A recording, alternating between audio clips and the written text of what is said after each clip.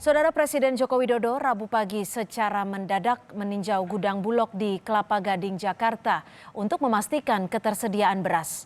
Di luar agenda resmi yang dijadwalkan, Presiden seorang diri dengan pengawalan Pas Pampres mendatangi gudang Bulog. Presiden kemudian ditemani Dirut Perum Bulog Budi Waseso berkeliling gudang beras dan meninjau kualitas stok beras yang dimiliki Bulog. Setelah sekitar 30 menit berkeliling gudang, Presiden kemudian meninggalkan gudang Bulog dan menuju Istana Merdeka.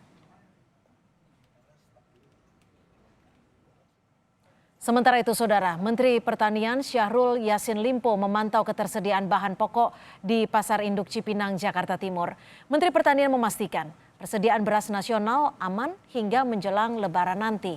Stok beras Bulog serta panen raya di bulan Maret hingga April turut menambah kesiapsiagaan persediaan beras. Akhir Maret kami akan panen, April puncak panen, dan Mei itu akumulasi dari semua panen. Dan kalau semua ini berjalan sesuai rencana, kami punya cadangan cukup dari kebutuhan yang ada. Secara nasional beras hanya butuh 2,8 juta.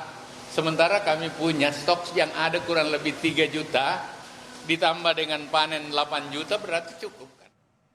Kabar Reskrim dan Kasatgas Pangan Polri memastikan Pasar Induk Cipinang tetap buka di tengah wabah virus corona. Di Cipinang, Kabar Reskrim mengklaim persediaan beras aman di masa merebaknya virus corona hingga menjelang Ramadan.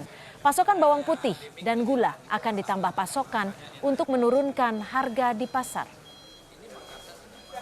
Bawang putih, saya kira untuk bulan ini akan segera masuk dalam jumlah besar sehingga tidak perlu lagi ada kepanikan kemudian mengumpulkan dalam jumlah tertentu karena stok di pasar juga cukup. Mulai hari ini akan dikirimkan kurang lebih 33.000 ton untuk memenuhi kebutuhan gula yang ada di Jakarta. Jadi dengan demikian saya harapkan harga akan bisa segera turun.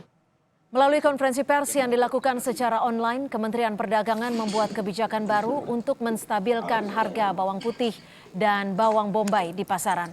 Menteri Perdagangan Agus Suparmanto menyatakan pemerintah membebaskan persetujuan impor bawang putih dan bawang bombay. Kebijakan ini dikeluarkan untuk menjaga stok dan menstabilkan harga di tanah air. Dan akan terus masuk sampai meningkatnya harga bawang putih dan bawang bombay, maka pada hari ini saya memberlakukan dengan situasi yang kondisi virus ini dan menjaga kondisi stok, kita akan membebaskan persetujuan impor untuk komoditas bawang putih dan bawang bombay. Sekali lagi akan membebaskan bawang putih, bawang bombay untuk persetujuan importnya terhitung mulai hari ini dan diundangkan hari ini dan berlaku besok.